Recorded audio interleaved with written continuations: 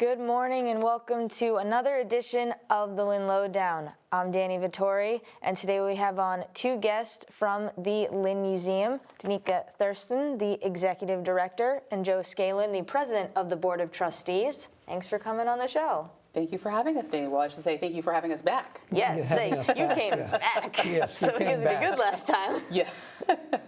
So, kind of quick overview, what's been happening since the last lowdown, which was in July, I think it's back in the summer. Yeah, so 6 months later, we're still celebrating our anniversary. So for anybody that has missed it, we did turn 125 in April of last year. We've had a lot of fun with it, Joe. Absolutely. We did. So we had a number of events, including a major fundraiser last April, a couple of exhibitions. So we're really excited to just, bring it home with our fundraiser and fundraising efforts around our 125th anniversary. We do have a couple of exhibits up right now that are really exciting. So yeah, always things to do at Lynn Museum, LynnArts. Oh yeah, and I think that sounds like more fun. I want to just celebrate an anniversary for a year, like not just one day. That's just not enough. We made a conscious decision to take a year. How many organizations in Lynn are 125 years old? I'm gonna go with not many. Not many. Very true. Not many. Not many businesses are that old either. Mm-hmm. Yes, it is. It's impressive how that it is that old and has so much history. So you talked about some of the different exhibits you have. Some rotate and some are permanent. So for the rotating ones, how do you choose which ones to put up and when? Right, so we don't have a curator right now, so that does limit a little bit what we can do with our collection. So what's been really exciting about the exhibits that we've been doing recently is that we're working with the community to curate these exhibits. So we had our Black History exhibit, we also had the Khmer Identity Project last year. So we have a few more projects underway. This year we're doing a project with Leap for Education around the history of youth activism in the community. We'll be doing our 3rd annual Lynn Pride Art Show this summer during Pride Month. So we have lots of exhibits that are really exciting and upcoming, and it's just really wonderful to work with the community on these shows. And I think what's also very impressive, the paintings of Yeti Frankel, an artist that's up in the main gallery of the museum. A lot of them are Lynn scenes. Mm-hmm. And it's just very lively in there now. Absolutely. We reached out to Yeti last year, thinking about our 125th anniversary and sort of the relationship between the museum and LynnArts. Yeti was one of the original artists in the LynnArts building. Unfortunately, during the pandemic, she transitioned out of the building, but her art has been featured at the museum for many different exhibitions over the years, so we thought it would be really wonderful to work with her.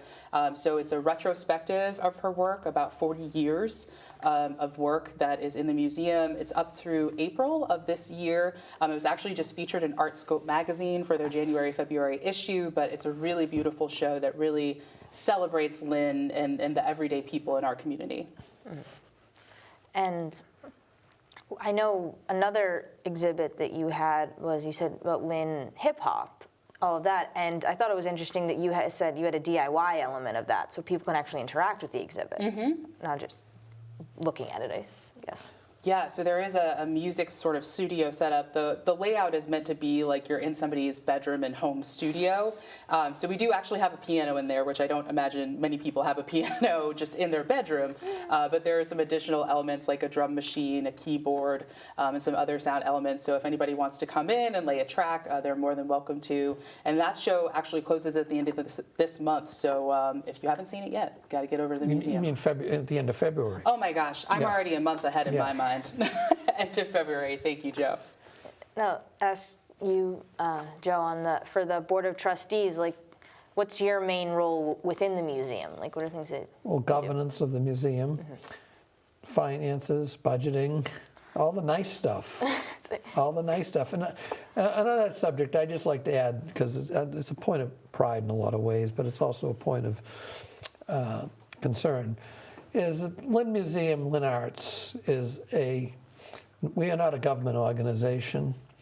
We are a nonprofit organization, and we've been sustaining ourselves operationally since 1897 on our own.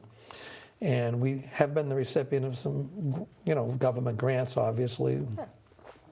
But for operations, we depend solely on our fundraising efforts and generosity of our members and patrons. And like everything else, we make the best we can with the situation, but it's always a concern because some people have the assumption that we're government, and we're not. We're not.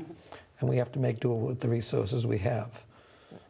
So they may assume that you have certain resources that a government organization would have, Sure. but you don't. We don't. Right. We're not part of the city. No, yeah, so we're And not that's part a of the general, city. yeah, that's just, Our museum building is in a state-owned building, but the state is our landlord. The state doesn't support us in that way, I guess. yeah, it's the best way to put it. Yeah. Yeah. And leading into that, I know one thing you wanted to talk about was volunteers and interns you can have at the museum, which is another way people can get involved in it. Absolutely. So we're always looking for volunteers to come and be with us as part of our guest services team. They can welcome people into the space. They can act as docents or guides for our exhibitions. And then we're really excited we're able to bring back our paid youth internship program. We got another generous grant through the Future Leaders program at Essex Heritage to have youth ages 16 to 25 come and work at the museum. So we'll be sharing information about that soon.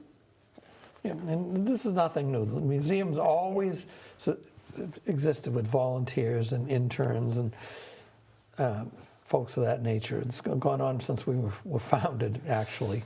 We were originally an all-volunteer organization, but as we changed, even on Green Street, when we were there for a number of years, like 60, 70, 80 years, they had volunteers, and then they had a professional staff, a curator, a librarian, executive director.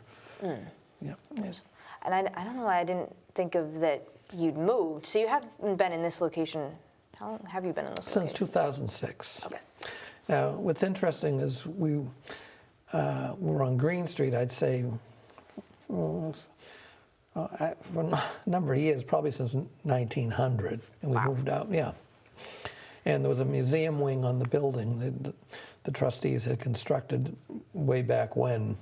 So it wasn't just a house, it was a converted two-family with a museum wing. And that's where the collection was housed and stored. I can remember going there when I was in elementary school and saying, I'll come back here again someday. Little did I know I'd be the president eventually.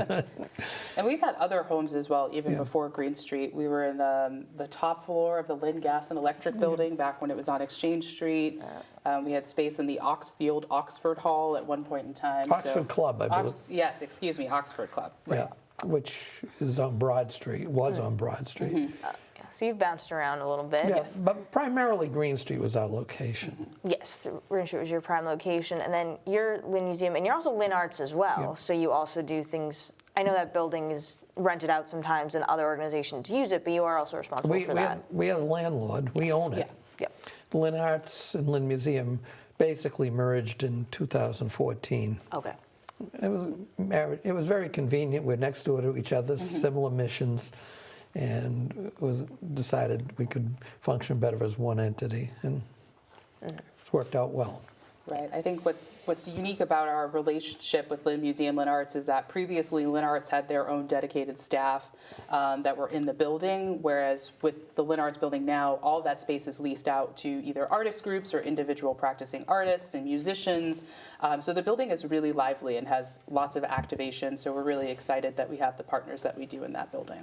Yeah. Oh, yeah. You've made great use of both spaces, and one of the things I will ask as sort of a final thing is there's different events, like weekday events you do that seem to engage the community, like Final Friday or certain ones you do on specific days. How did you kind of come up with that? Because it's cool, it's catchy.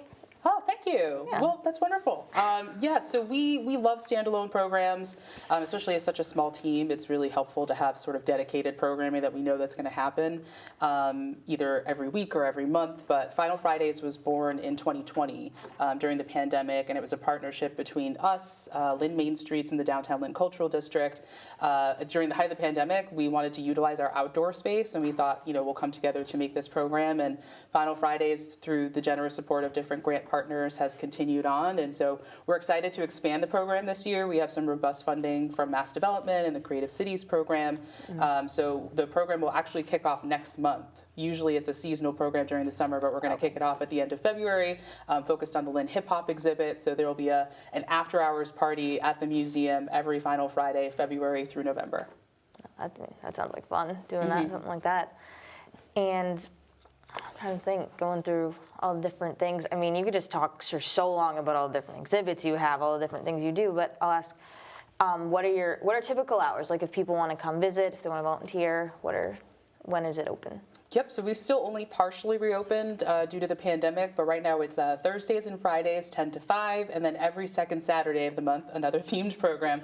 We're open free to the public from 10 to 2. Great. So that all sounds like a great time to be there. I mean, I know I've been there a few times in both buildings, and they're fantastic. Thank you. Well, You're sorry you missed Green Street, though. I know. I just slightly missed it, just by a little bit. But I'll ask, is there anything else that you wanted to mention that I hadn't asked you about before we wrap up? I don't know, do you have any last words? No, we're just getting ready for the second 125 years. That'll start in May. Yes. Actually, April 28th. Yes, when we turn 126. Yes. Oh, yes. There you go. You're just going to keep rolling. Keep rolling. We are the Yes. custodians of Lynn's history. We have a fabulous collection. And Lynn is one of the oldest cities in the country, and we have objects in our collection that go back to the 1600s. So we preserve Lynn's history, and we've been happy to do it for 125 years. Yes, and we're all very glad that you continue to do so. Thank you. So once again, thank you both for coming on and sharing some of that. It's been great. Yeah, thank you for having us back. We look forward to being here sometime soon, another time. For the 126. Yeah, there we go. We're 126, There we go. right. Yes, of course, always. And once again, I'm Dani Vittori. This has been the Lynn Lowdown, and we will see you next week with more guests.